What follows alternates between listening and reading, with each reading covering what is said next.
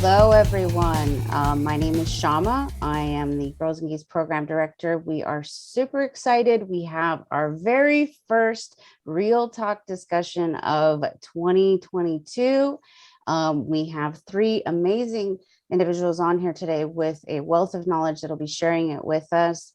We have Dr. Darla Sedlacek. She's a brown belt coach competitor at Hurricane Jiu-Jitsu. She's also a sports psychologist in private practice.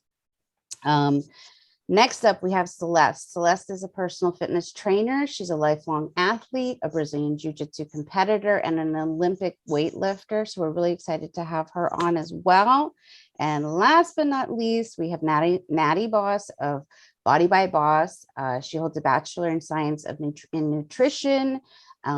She also is a CDR board certified registered licensed PA dietitian, in addition to a sports performance, kettlebell instructor, trainer of breath work as well. So I'm super excited to have you guys on. You guys have such amazing knowledge in this area, and I'm ready to dive on in. So I'm going to throw this question out there. How somebody who's maybe never set a New Year's resolution and has this inkling to do it this year, or maybe people who struggle with it. What are some of the first steps that we should look at when making a New Year's resolution or fitness or jiu-jitsu goal for the year? I'll jump in. So maybe taking some time to actually resonate with what's really important to you. The best goals are tied to what you hold dear, your values, what's really important, the guiding principles. So if my health is really important, maybe I'll have some goals there. If in the coming year, I want to focus on enjoyment, then maybe I'll have a couple pieces of some goals that would be in that area. But perhaps the first step would just be to really just kind of resonate and simmer with what is most important to me. Where do I want to focus some energy? Because goals really are all about making a map towards something. And it can be adjustable, and it can be a changing, living, breathing map for getting to somewhere. And the most important part of goal setting is not achieving the goals, it's enjoying the process of getting to those goals.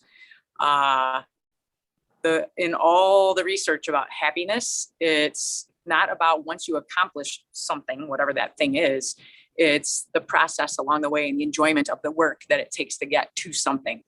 So I think I would urge people to just be thoughtful and resonate. What's important to me? Where do I want to focus some energy? And then go about the mechanics of maybe setting some very specific goals. I'd like to piggyback off that too. I agree with what Darla said. And one of the things I personally like to do too, along with the, what she was mentioning, the enjoyment, is goals that excite you, because anything that we are excited about, we're going to stick to long-term.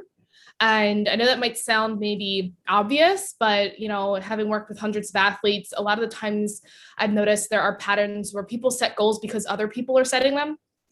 People set goals because it's what everybody else is doing or what they think they have to do. And if they don't have, like she said, like connected to their internal why or their intrinsic why of why they want to do it, and if it doesn't genuinely excite them and light their soul on fire, it's going to be a lot of resistance. There's already going to be resistance when you're integrating change and like trying something new, but there's going to be even more resistance where it's like walking through quicksand because it doesn't excite you. So like really sitting with yourself, it requires reflection, generally, December to prep you for the new year. But regardless of where you're at, it could happen any day, any moment, but just reflection of like what really excites you, and, from there, how can you integrate that into, a goal that you have for yourself? And I would definitely add that, just anchoring in a little bit more with what Darla said is just like really, whatever you are excited about, you're going to be able to follow through with. Right. I think reflection is so important. I think really evaluating yourself by the end of the year, seeing where you're at, where you want to be, and not just setting a long-term goal, but short-term goals along the way that'll help you get there, make it a little more practical and easier when you are doing and attacking that process. Excellent. No, that's a lot of excellent points that you guys touched on.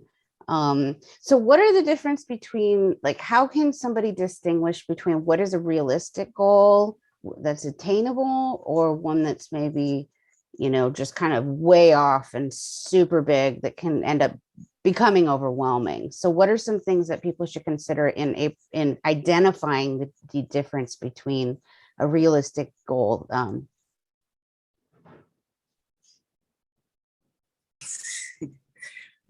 So let's say one wants to run a marathon, but they've never put on a pair of running shoes or gone running. It's not that they could not achieve running a marathon, but they probably have to start with something a little bit more doable in the short term. So it might be, okay, I am going to buy a pair of running shoes and I'm going to put them on 2 days a week and see what I can do, you know, and more specific after that. But a couple of the words that you threw out there and a couple that the other panelists mentioned, there's an acronym that I've often talked about in terms of goal setting, and it's all over the literature about goal setting and behavior modification. And the acronym is SMARTS. So anytime you set a goal, it should be very specific. It should be measurable. So if I want a marathon, that's a very specific event. It's measurable, 26.2 miles. Is it achievable? Maybe. Is it adjustable? That A can be achievable or adjustable. So maybe the 26.2 is too much, too soon. So maybe I adjust and I decide I want to just do a 5K and I'm going to just look at a 5K instead. Realistic is the next piece. So exactly what you're talking about, Shama, is, you know, the goal should be realistic. And then after that is time-based. So if I just say, whoa, I want to run a marathon. Well, that could be 10 years from now. It could be 5 years from now. It could be in a week from now. But I have to be very specific, you know, not only about the parameters of the goal, but a time frame.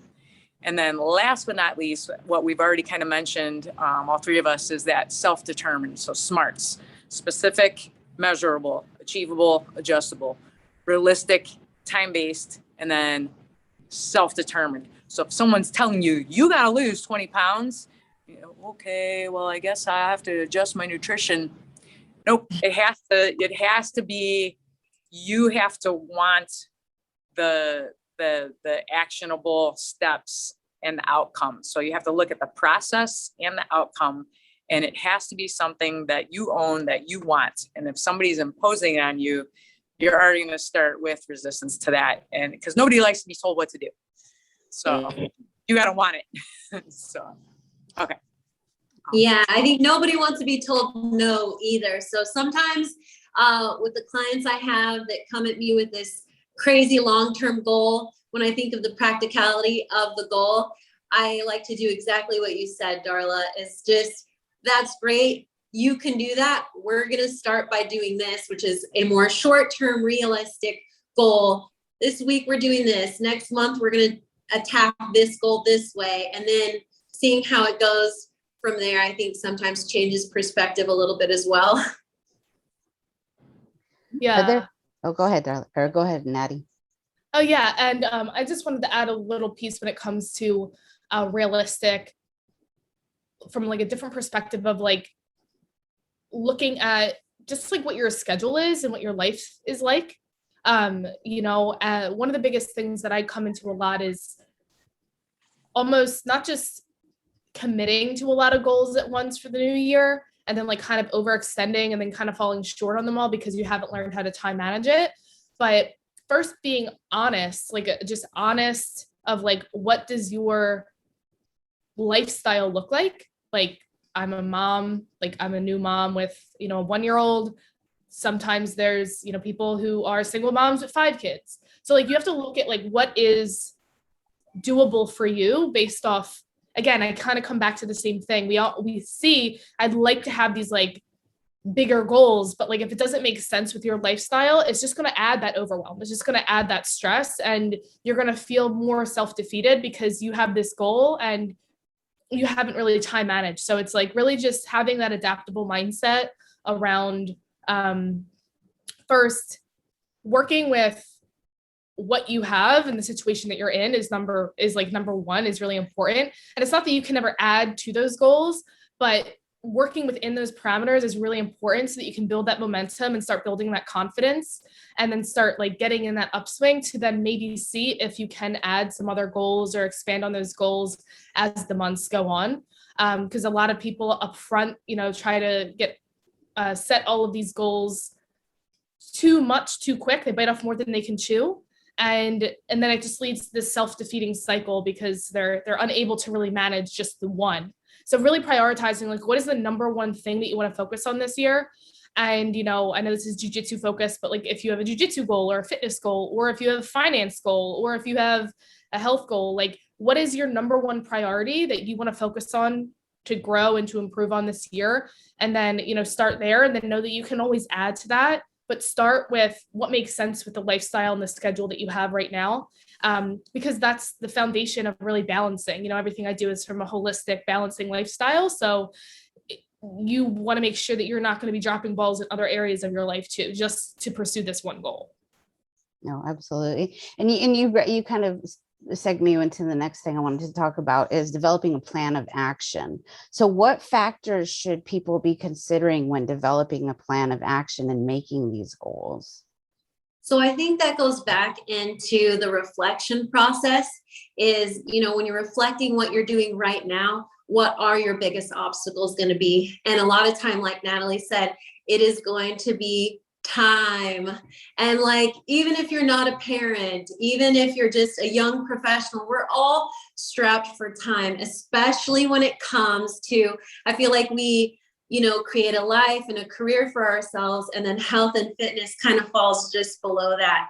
And it's really about making the time for yourself, but also evaluating those challenges and acknowledging them, knowing that they are going to come up, and then attacking those small goals, attacking that plan of action with an intelligent strategy. So I don't know, maybe Darla wants to go over some of those obstacles first, with like, of course, time being the number one, and then I can share what I believe is going to help, just that one thing, which is always going to go down to time. I don't have time.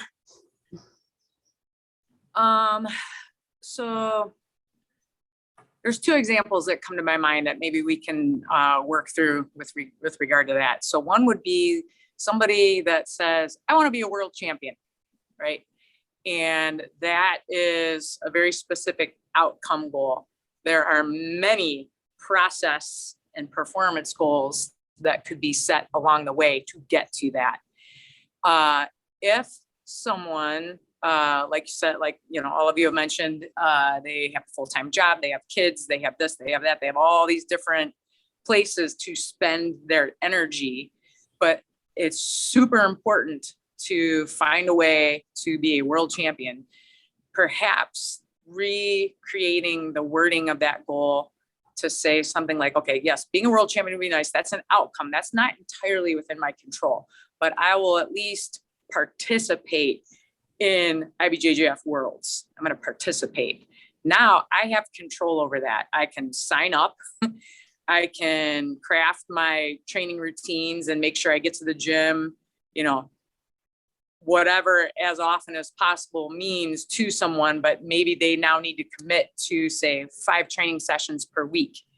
And despite the job, the kids, all the other things, it's going to become a priority to get to class, get to the mats. So then from there, it's going to be strategizing, okay, how do I get a babysitter? Can I bring my kids with me? Can I get some of the other moms can we put our kids in the corner and have them play while we train?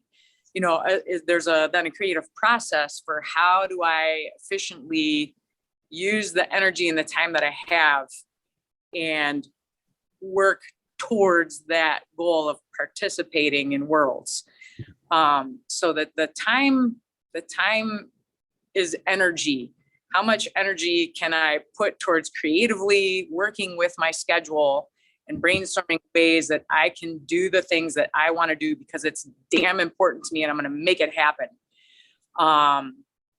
If it's just not possible to get to the mat 5 times a week, then you adjust that goal and you say, okay, I can do 3.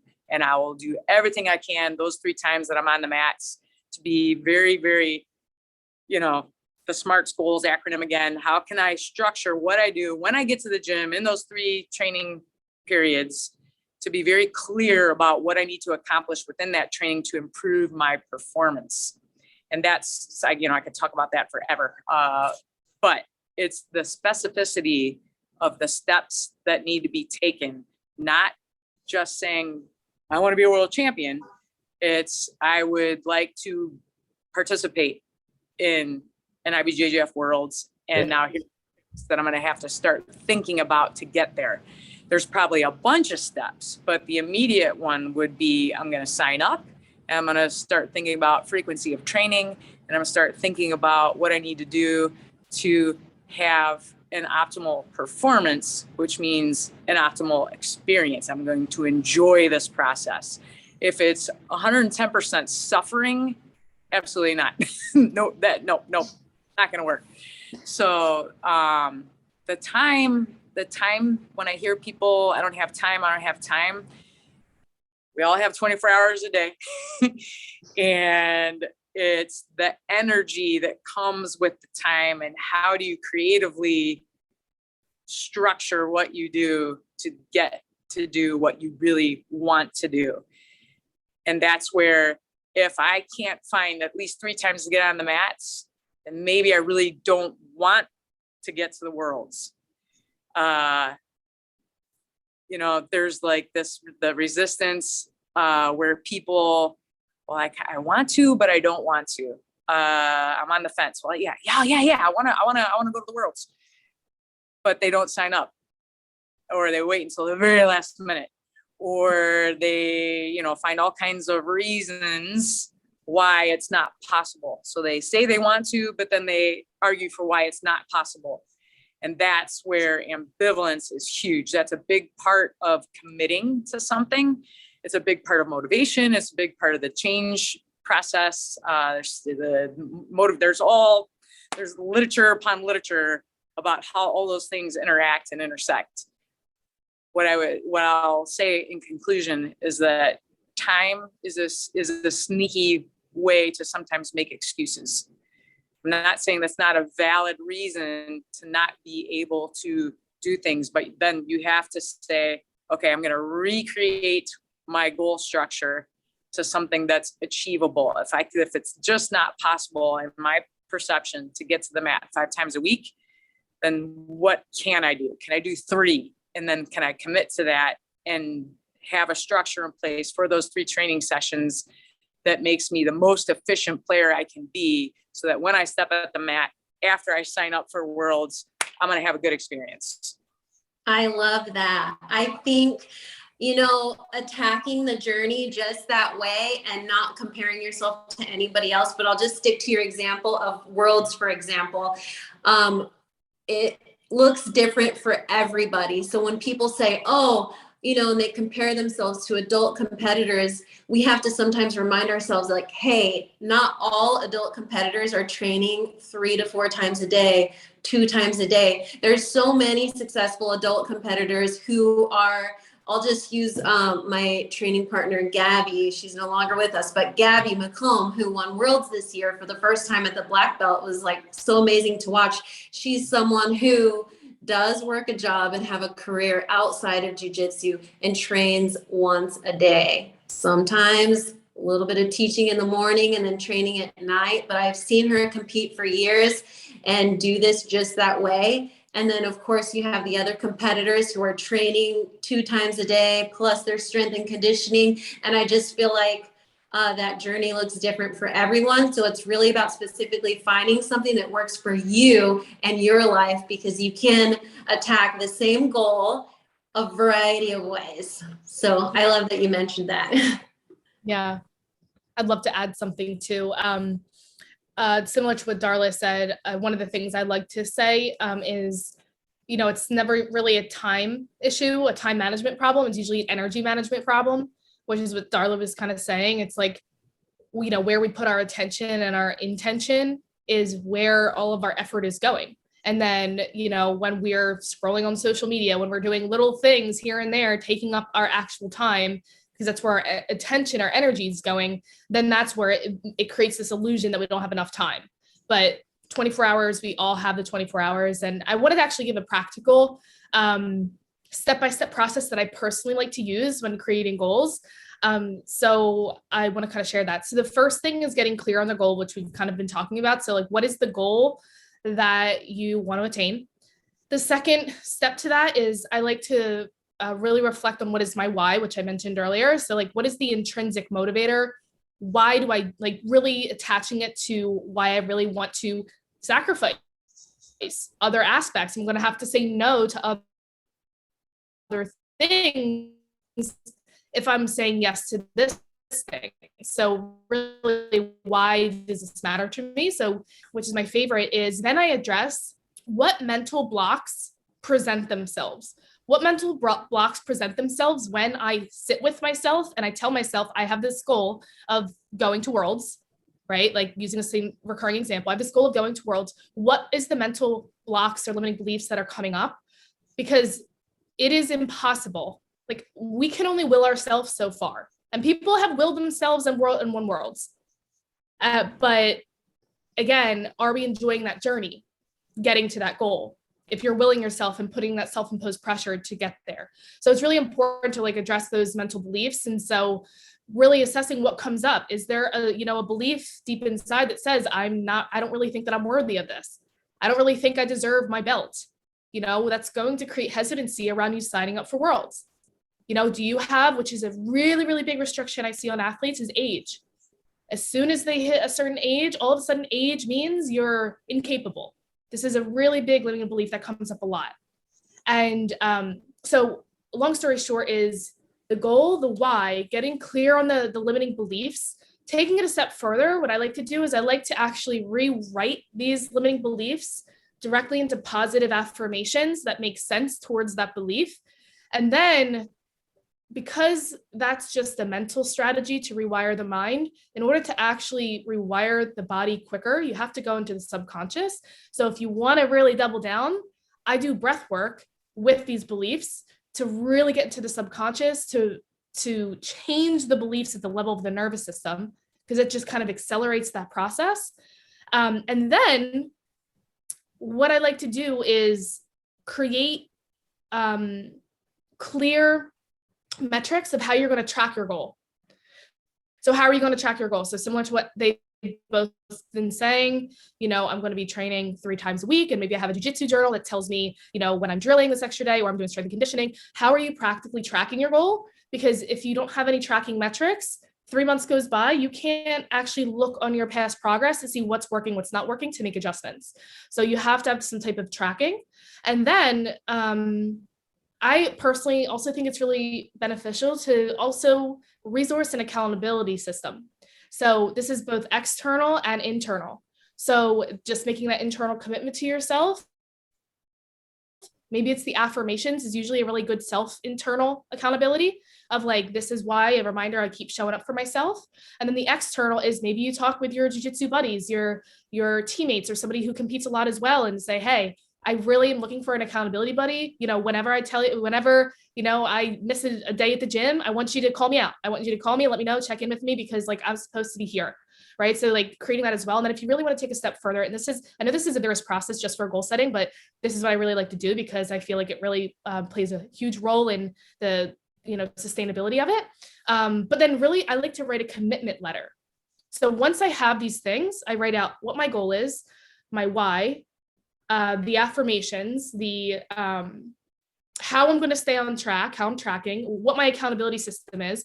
And then I just write it in a letter format to myself. And then you can read it to yourself every single day just to really anchor in even more why you are committing to this. So I just wanted to share that framework that I use.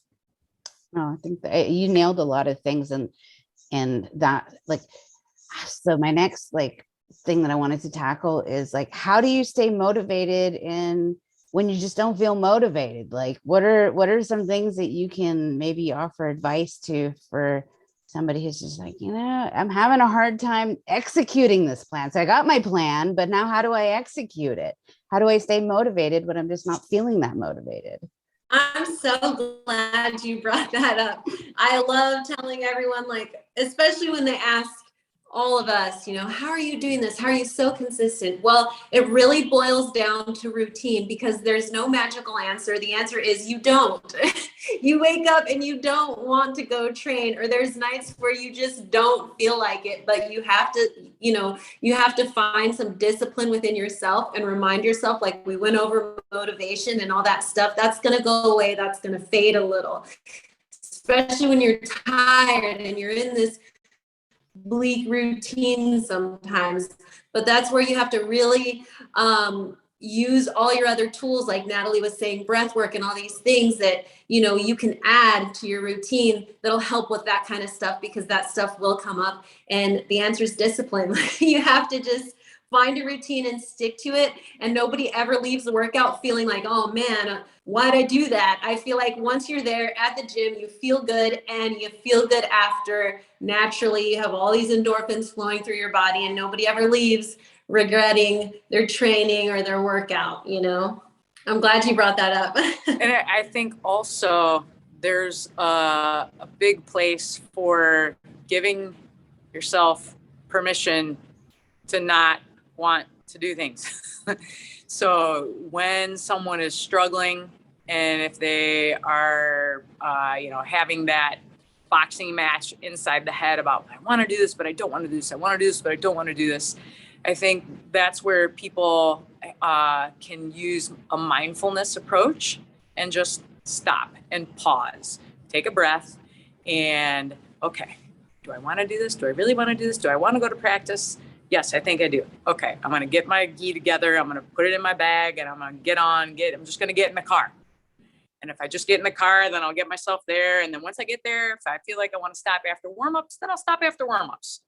Obviously that never happens. Everybody wants to spar. So, it's kind of like giving yourself permission also to step away. So I can do all these things and create a big map and have all the things in front of me and in writing. But if I'm like, I don't want to, I think there also has to be a place where you say, okay, well, I can do it or not do it. So what? If I do it, great. If I don't do it, great. I'm still who I am. I'm still alive. I'm still going to do things. So if I do it, great. If I don't do it, great. Do I want to do it? And I think that is where you can get centered back in the motivation and the why, and it has to be, you have to be connected to your map in a heartfelt way. And when that happens, you are going to enjoy what you're doing. It's not a struggle to work towards your goals because you want it, you're enjoying it. You're feeling it in your heart. So. I agree completely that desire.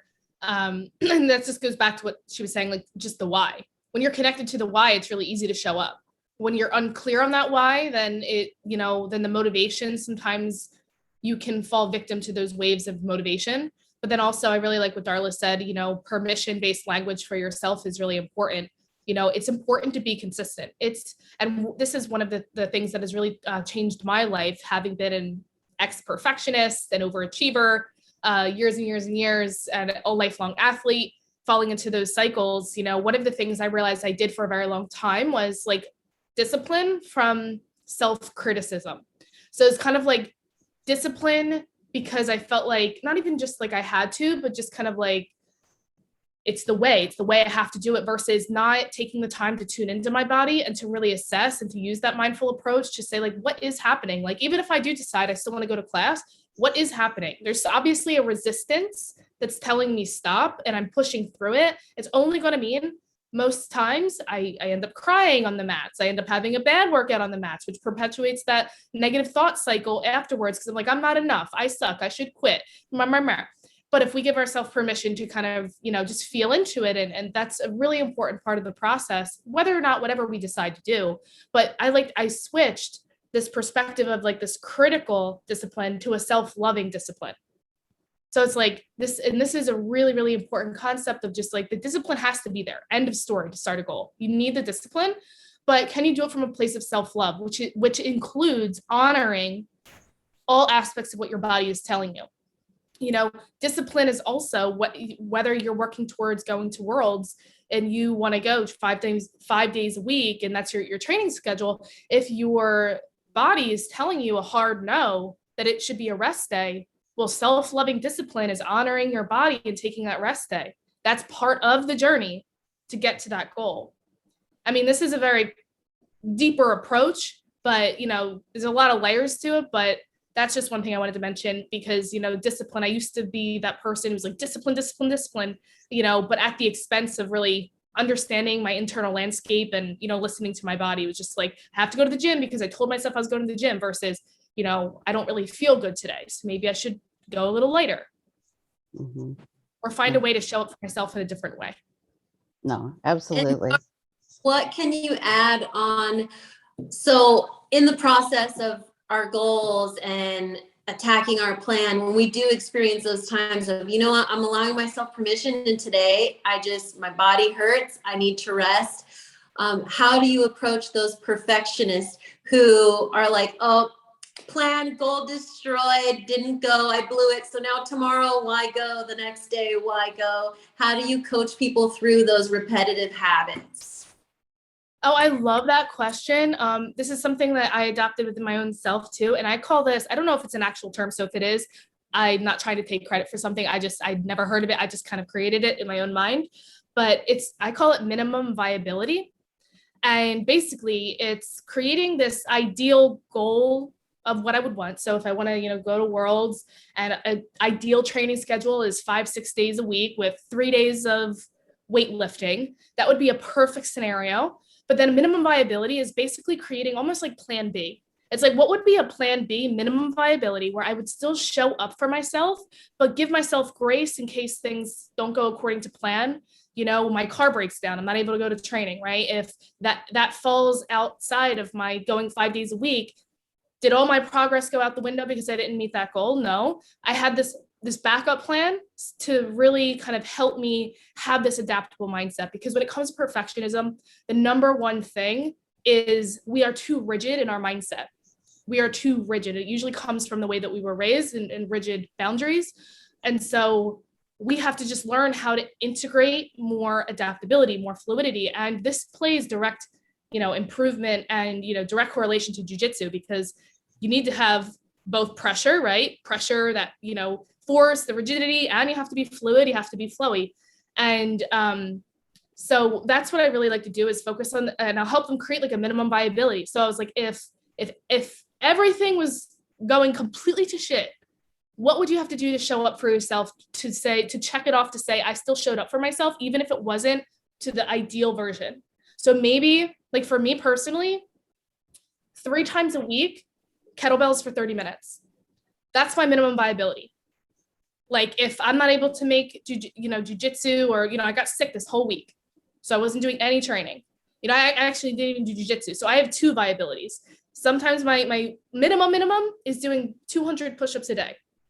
So I know that sounds like a lot maybe for a lot of people, but like if I can't do anything fitness wise, I will commit and I'll show up for 200 push-ups a day. And then I will say I showed up for myself, even if it wasn't strength training, even if it wasn't jujitsu, I still showed up for myself physically. And then there's that next layer. So it's like kettlebells 3 times a week, with jujitsu 1 time a week. That's like my second viability. And then obviously in a perfect world, it's training 5 times a week, kettlebells 3 times a week, yoga 2 times a week.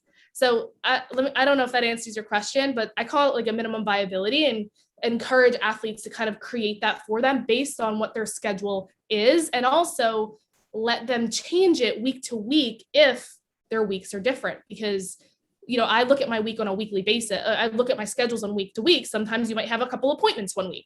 So you have to be adaptable with like, what is life presenting me this week and what makes sense, so that I can also balance with everything else. The other thing is that effective goals are adjustable. That was the A in the SMARTs, achievable or adjustable, but let's go with adjustable. So even if 5 times a week does not happen, if I'm black and white thinking perfectionist and I already missed one of my opportunities, if I'm following good practice and goal setting, then I have to accept that adjustable is a part of it. So maybe this week it's going to be 4. And if it's, over several weeks, I'm just having a real problem making the 5 times, then I need to change the map and not expect to be able to get 5 times. Maybe that's just too much. So maybe I have to ask what is doable, what is not as overwhelming, what is something else that is a moderate enough challenge, because we also know from the science that effective goals are moderately difficult, not too difficult, not too easy. If it's too easy, it's boring.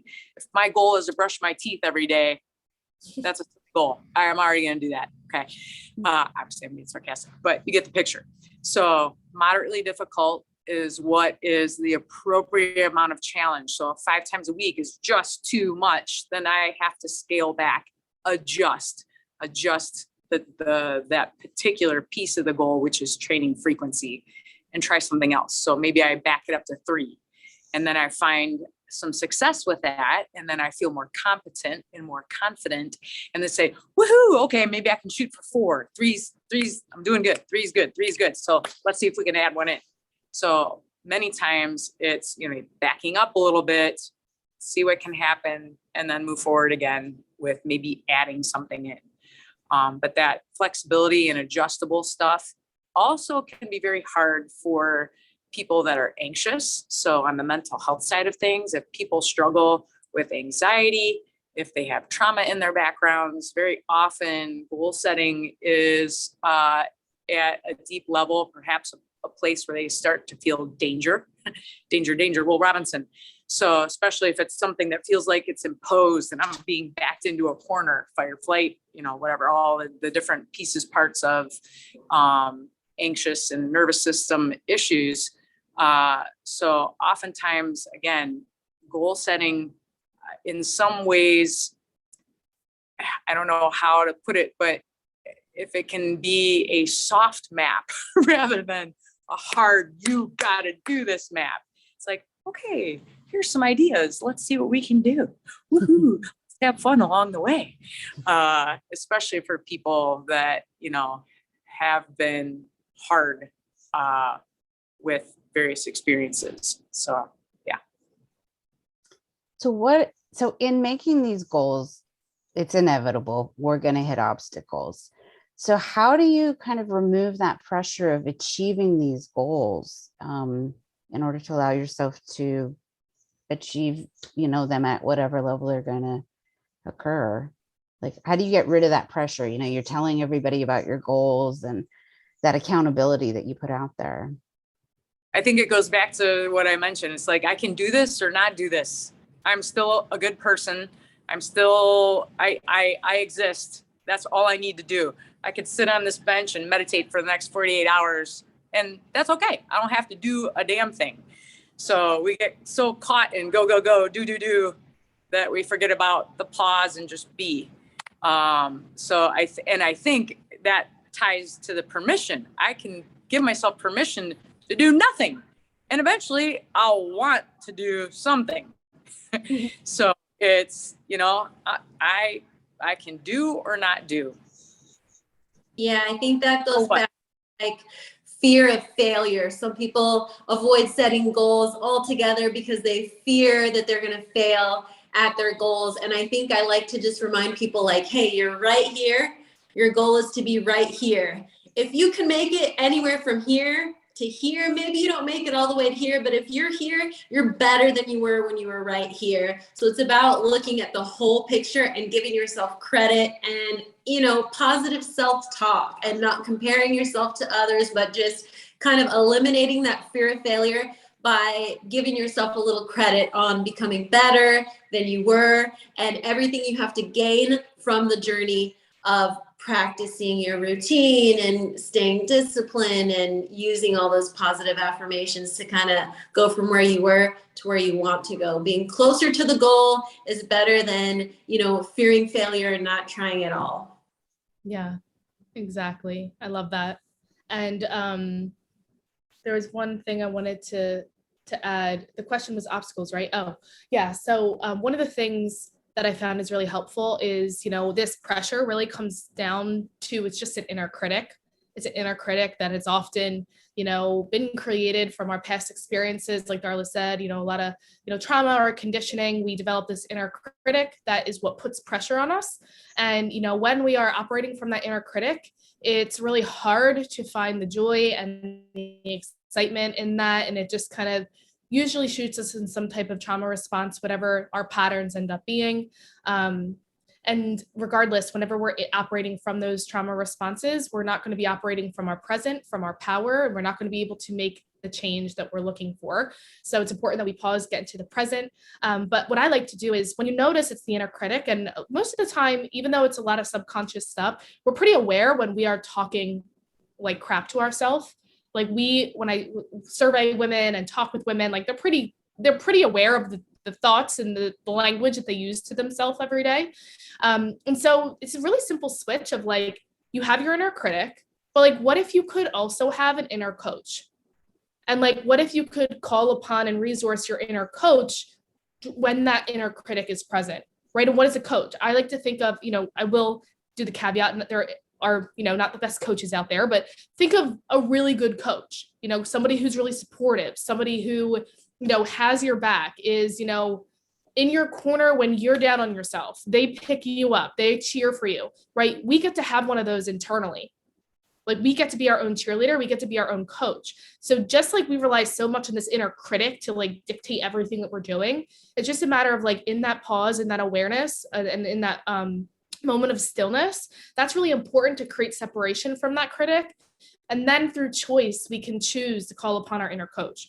How would I support myself in this moment? How would I be my own cheerleader in this moment?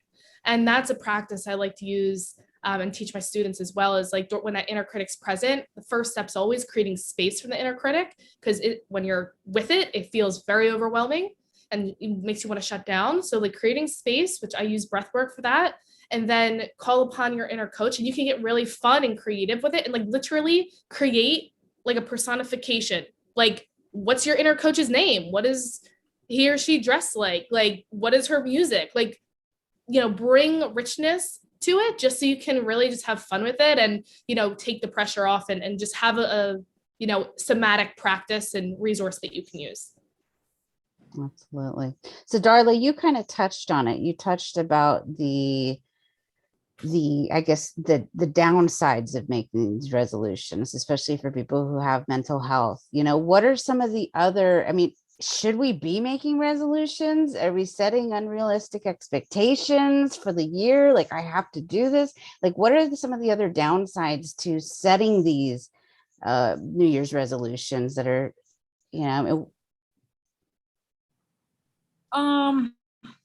Well, I just saw some information today that there was a survey of North Americans, and only, I think, 10% of them actually were able to keep any of their New Year's resolutions. So maybe just in name, this big monolith that we've attached to, like, it's New Year's, I gotta make some resolutions, maybe people aren't ready. Maybe they do it because everybody else is doing it. And those right away are not good reasons to set an intention or set a goal. And in some ways, resolutions may be a little bit different than goals. But I think to the extent that one has some energy to set a goal, my hope is that they would have some information to set a goal that is so scientifically a sound, good goal, because that is going to more likely be achieved. When it's a poorly set goal, it's not likely to be achieved. And then that's where people feel bad or feel like a failure. So if you set good, concise goals, it's going to move you from a point to another point. And again, the benefit of moving towards a point is not necessarily just getting to the point. It's the enjoyment of that moving towards something along the way. All the research about happiness in countries around the world is that we derive satisfaction and happiness from moving towards something that's important to us. not the achievement. Everybody knows the day after the big tournament, you're like, womp, womp, now what? When's the next tournament? You know, you got to quick find the next one, get on there. Where is it? Where am I going? So it's the process of moving towards something that is important, that feels good. So I don't know, other than, you know, perhaps that side effect of feeling bad because you're not getting to what you need to get to. I don't know that there's a drawback to setting goals. I think it's more just, can you get some help and have some knowledge about how to craft a goal that is a helpful goal rather than not helpful. And maybe I'll just throw out a quick example. So like, you know, for a local tournament, maybe it's the first, this is a scenario I hear about a lot. It's my first tournament. I want to win. I want to be on the number one on that podium. Woo, woo, woo. Right. And so that is an outcome goal. And it's not necessarily within my control to be number one on that podium.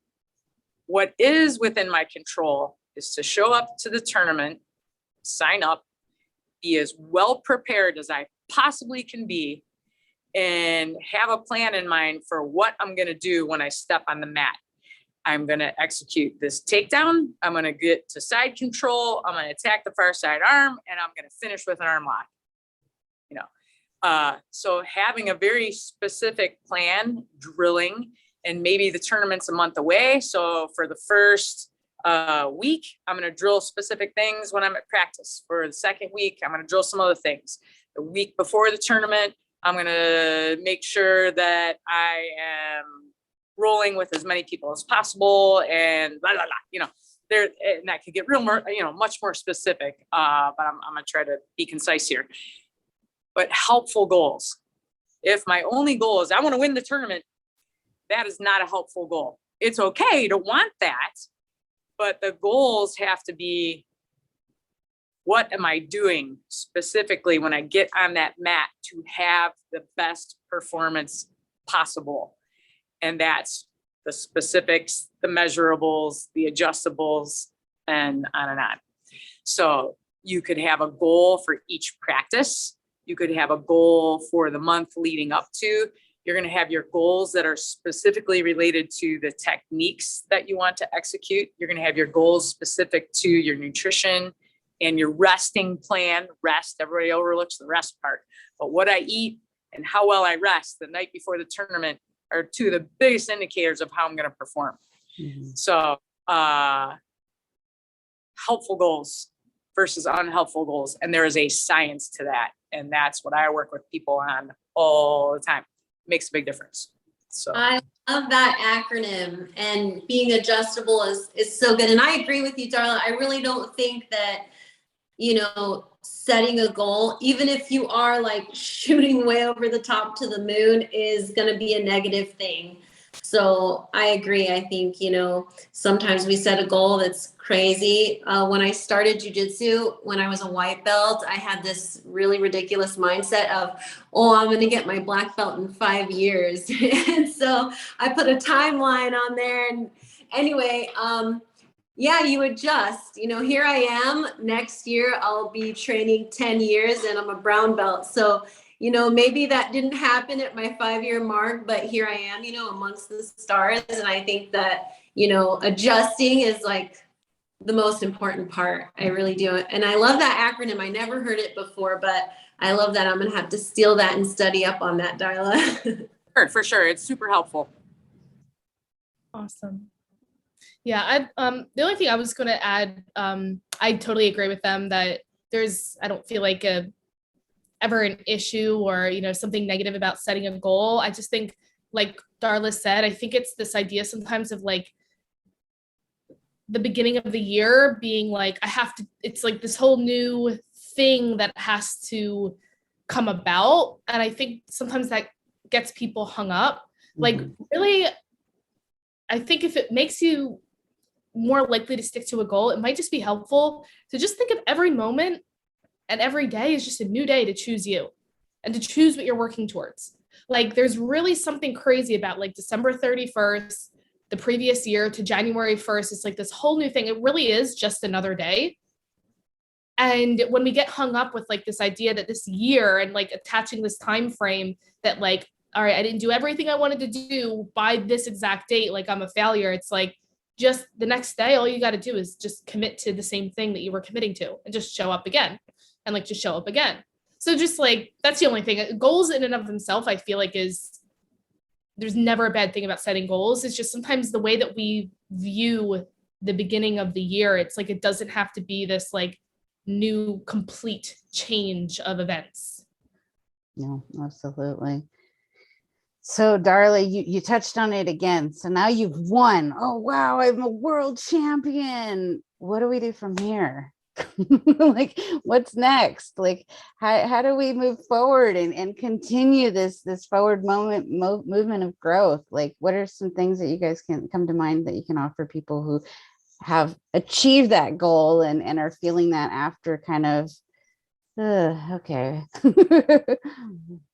Well, and I think it is, looking at what's the next challenge. Maybe it's, the next tournament. Maybe it's looking at a different area of, maybe it's something outside of jiu-jitsu. I just spent all this time working towards this and I did it.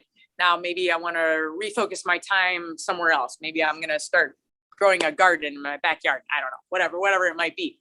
But it's just checking in what's meaningful to me. Where do I want to put my energy? And if I just came back and won worlds, I'm, maybe it's right back on the mats and it's, learning new techniques, incorporating something new into your game, watching more film. Maybe it's, going to a camp or a seminar, but it's, having that something that you're working towards, that you're looking forward to. And that's what helps us continue to move forward, pushing or gently. We can gently move or we can push, it just depends on how that energy feels. So yeah, it's just that I think it's our development. We are wired to evolve and move forward. So we are going to want to have a next thing. And if you're stuck and you're just really, and you don't find that energy, then there's something going on. And that's where I think, often it may be a place to address anxiety.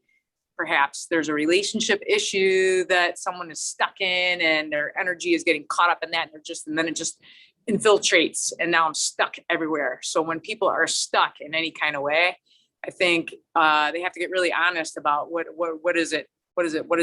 What's keeping me stuck? And then maybe those things have to get addressed.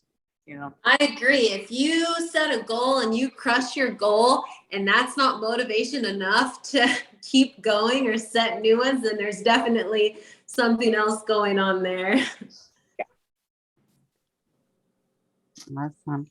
So we had a question come in and it was asking about at what point, and I know you guys are all professionals, but at what point should we, is it beneficial to hire somebody to help us achieve these goals? And what are the benefits of bringing on a professional to help you get there? And I'm sure you guys have some insight on this, being that you do this for a living. So go for it. Yeah. Yes. I learned this lesson yesterday.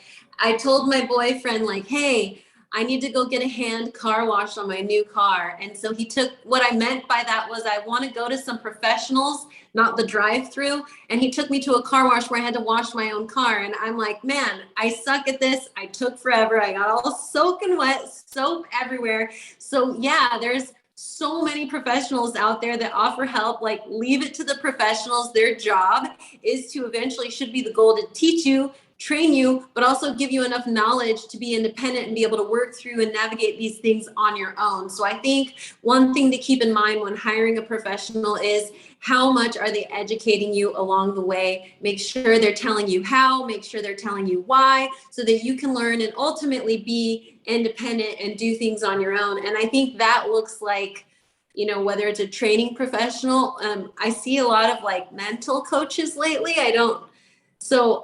There's so many options out there now, and especially in our community alone. So I think, yes, 100%. If you don't know what waters you're navigating, hire a professional. That's how you learn, through experience. And why not have somebody who's really good at it to help you and teach you along the way? Yeah, and I think people can certainly figure things out. It just might take them a little bit longer. So you're going to have to do a lot of reading. You're going to have to do a lot of experimenting, figure out what works, what doesn't work. And that's fine. If one has the ability to peruse lots of information and, figure it out themselves, great. I think one of the biggest indicators of needing help would be if there's a stuckness, like, I don't know what to do. I don't know what to do. I've tried this, that didn't work. I tried this, it didn't work. I feel like I'm, getting, running my head against the wall. I just can't seem to get to where I want to go. And now I'm feeling even worse. So when someone is stuck, that's a great place to reach out for some help. I also think that even for those people that could figure it out themselves, it's an efficient use of your energy to get help.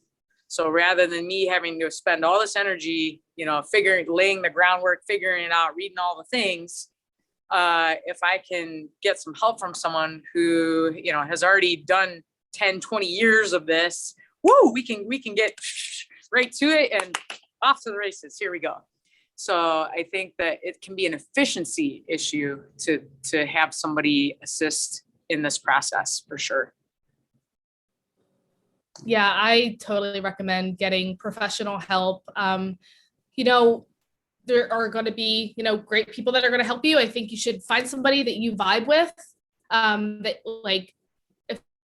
think integrity is a big value for me. So I think, do your research and make sure that the people that you are wanting to learn from are actually walking the talk, because there are coaches and things popping up left and right. And so just making sure that, the person's integral, so that, you're getting solid advice. I think what Celeste said is really important. They should definitely set you up for success to be independent. It's definitely a red flag if there's, a dependency, like you don't feel like you could do it without this person. So I definitely think that's something to look at.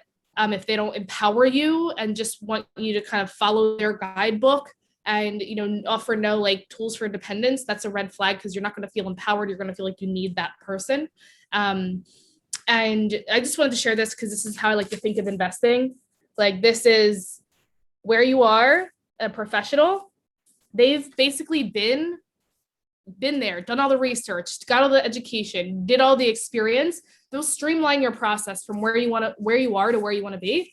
Without a professional, basically your journey might just look like this, just like Darla said. You're going to have to read the book. You're going to have to do the seminar. And I did this for many, many, many years to become a professional. But then I decided, well, now I want to help people so they don't have to do 10 years of education just to lose 5 pounds, right? We can streamline the process.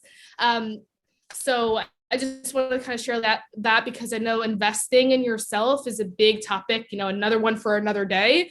But at the end of the day, I also invest in myself a lot. And I also recommend investing from a place of desire. So from a place of stuckness, a lot of people do invest to get support and help when they're stuck, because that makes a lot of sense. But then also, even if you're not stuck, if you desire to be where somebody else is and you're not yet there, then invest, because they're going to support you in getting there. You don't have to be stuck in order to invest in someone. You don't have to be stuck in order to get support. You can literally be completely fine and just desire a little bit more for yourself. And that's a perfectly reasonable, it's perfectly okay to invest in yourself there. You don't have to justify it just because you're not in a quote bad state. No, absolutely. So I want to give you guys an opportunity to promote your businesses, promote the services that you have. How can people reach out to you? Talk maybe just very briefly about what you do and the services that you offer to individuals. Okay, I'll start.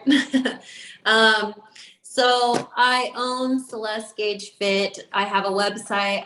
I sell training products. I sell programming, individualized custom plans. I also do in-person personal training for athletes, for everyday people, weekend warriors. And I focus my emphasis on minimum effective training. So I like to prescribe people something that allows them to maximize their time, something that is specific to their goal, and of course, provide them with measurable results. So that's what I do for a living. And I have a website, celestegagefit.com, if you guys want to check it out and take a look at some of my products. Go ahead, Nattie. Okay. Gosh, there's a lot that I do, but what I would love to start with is that I just started a podcast that I would love for you guys to check out. It's completely free. It's the Empowered Athlete Podcast. And we dive into everything from mental health, physical health, spirituality, personal development. This podcast is here to really change the paradigm of what it means to be an athlete. It's my mission to support athletes in becoming the high performers while not sacrificing their health and their well-being. And so everything we're going to be talking about in this podcast is going to be related to that. I really encourage you and invite you to check it out. We are 2 episodes in. So it's new, and I would love the support and love to get feedback from you. I have a lot of programs right now. We're not really enrolling for my main signature programs. However, I am creating a lot of programs to support women over the next couple quarters of the year. The first 2 quarters, I'm going to be running a stress management program, a white belt foundations program to support new white belts in jiu-jitsu with everything they need to know. And I'm also going to be doing some competition focused mindset programming. So there's a lot. If you just want to stay connected, Instagram is the best place to hang out with me at Nattie Boss RD or Body by Boss LLC, bodybyboss.com for the website. And if you're not a member in my free Facebook group, that's where I would highly encourage you to be there. We have 2,500 members there, and that's growing every day. And this is where we just do everything you need, free information to support you in your performance, your health, everything will be there. And I reach out to, a lot of women all the time there. So that's going to be the Women's Grappling Society for improving nutrition, recovery, and performance. And I'm sure Shama will put all the links in there, but I'm sure you guys have seen me around. I've been here quite a few times, but. Awesome. Is there anything you'd like to plug, Darla? Not necessarily any plugs, but if people want to find me, Instagram is Darla Sed, SED, first 3 letters of my last name, Darla Sed, at Darla Sed. And then my website is darlased, same thing, .com. I often work with individuals, sports psychology type issues, but the full range of different psychological things we can talk about. But I also do group consultations, especially for the sports psych. I've done a handful of sports psychology for BJJ competition type workshops. So, if there's interest in that, I'm always happy to talk sports psych stuff. Always happy. Woohoo! I'm always happy to talk about that stuff. So, whether individually or as groups, I'm available for consultations. So. Awesome. Well, ladies, it was such a pleasure having you on today. Thank you so much. You dropped some serious knowledge here that I think are going to really benefit everybody that tuned in today, that are wanting to better themselves, keep evolving and growing. I think you gave them a lot of areas to think about, and it was a pleasure having you on. Thank you again for being a part of this discussion. Thanks, Shama. Thank you for having us, Shama. No, my pleasure. I'm so happy.